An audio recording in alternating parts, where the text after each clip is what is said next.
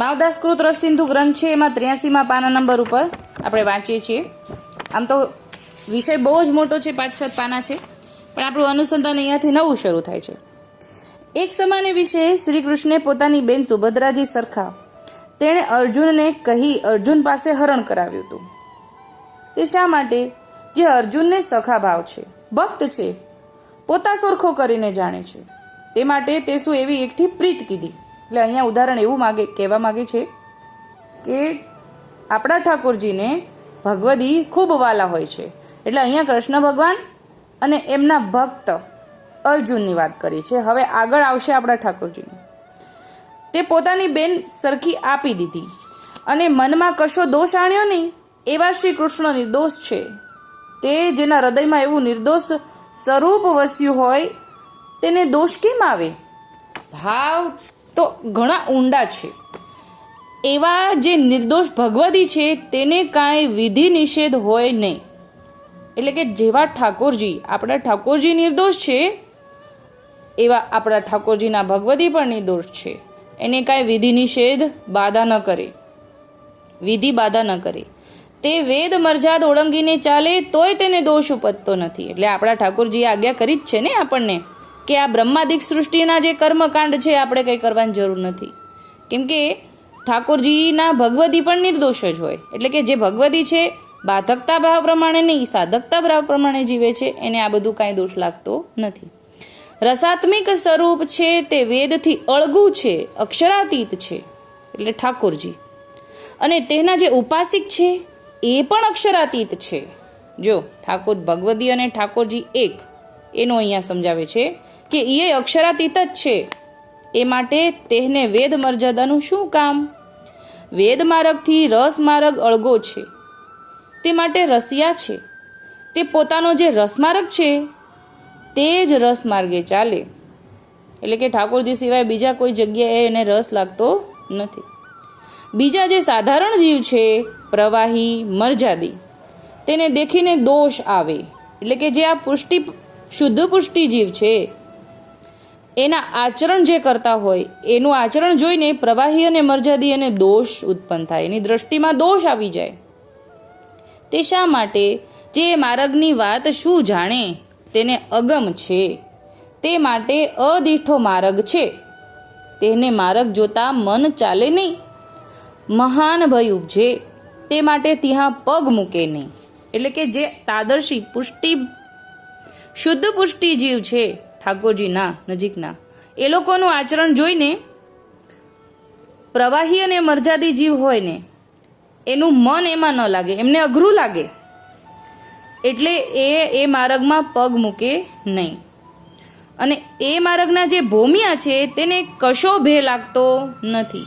એટલે કે અહીંયા એવું સમજાવે છે કે તાદર્શી ભગવદીને તો એ માર્ગે ચાલવાનો ભય લાગતો નથી. તે નિશંક નિર્ભય થઈને વિચરે છે. લૌકિકમાં કોઈકને ચોરીનો મામલો પડે અને સમ ખવરાવે ત્યારે તેલની કડાઈ ઉકાળીને માએ હાથ નખાવે અને લોઢાનું કડું તાતું કરીને ડોકમાં પહેરાવે અને લોઢાની 5 શેરી તાતી કરીને હાથમાં થોભાવે ત્યારે જે ખોટો હોય ને એ બીવે. કઠણ થઈને થોભે તો તે બળીને ભસ્મ થઈ જાય. અને જે સાચો છે એ તો બીતો જ નથી. અને નિશંક નિર્ભય થઈને તે કાર્ય કરે તો તેને શીતલ થઈ જાય છે. તો તે એ બળે નહીં, તે જ શીતલ કરે છે. એટલે કે જે સાચો છે એ દાજતો નથી, એને ડર નથી. એટલે જે જોવાવાળા હોય ને એની ડર કેવો છે એને જ ખાતરી કરતા હોય કે માર્ગે આ ચાલી શકે. હવે અહીંયા આપણે ભગવદીની વાત કરીએ તો ભગવદીઓ તો માર્ગે ચાલતા હોય, ઓલા તો જોઈને જ બી જાય, એમ સમજાવે છે. તો જે વાટ પાટ માંડે અને તે જ વળાવે છે અને એકને લૂંટે છે અને એકને વળાવી મૂકે, તેમ રસ માર્ગ એકને બાધક અને એકને સાધક છે. એટલે આ જે પુષ્ટિ માર્ગ વિકટ ધર્મ જે વૈષ્ણવ તણો એમ સમજાવે છે કે જે આ પંથે ચાલી શકે, ઠાકોરજીની આજ્ઞા મુજબ જીવી શકે, ભગવદી પરનો ભર ઉપજે છે, જો આ પંથ ઉપર ચાલ્યા તો એના માટે આ પંથ સાધક છે. અને જો આ પંથ ઉપર ચાલવાવાળાની દેખાવેખી થઈ રહી છે, ઈર્ષા થઈ રહી છે, નિંદા થઈ રહી છે, દોષ આવી રહ્યો છે, તો એના માટે આ માર્ગ બાધક છે.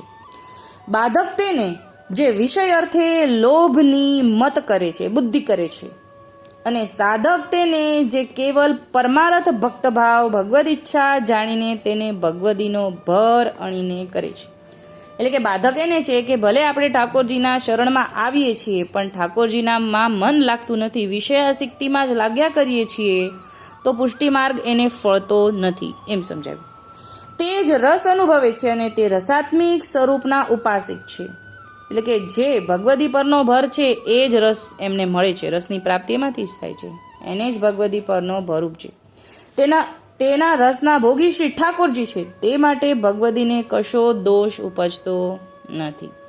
બીજા જે પોતાના જીવ સ્વાર્થે અનુભવ કરવા જાય પણ વિષય ભોગવે છે, એ માટે વિષય થઈને લાગી રહે છે એમ સમજી જાજો.